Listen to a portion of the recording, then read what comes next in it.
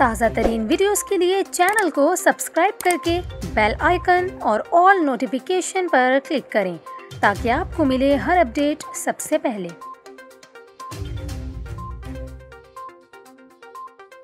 और यहाँ पर आपको खबर दें, दादू और गिरदो नवाह में ज़िलज़ले के शदीद झटके महसूस किए गए हैं। ज़िलज़ले के बायस लोगों में खौफ व हिरास फैल गया। ज़िलज़ला पैमा मरकज़ के मुताबिक रिक्टर स्केल पर ज़िलज़ले की शिद्दत 3.9 रिकॉर्ड की गई है, जबकि ज़िलज़ले की ज़ेर ज़मीन गहराई 15 किलोमीटर थी। इसके अलावा ज़िलज़ले का मरकज़ दादू से 33 किलोमीटर दूर शिमाल मशरिक में वाक़ है।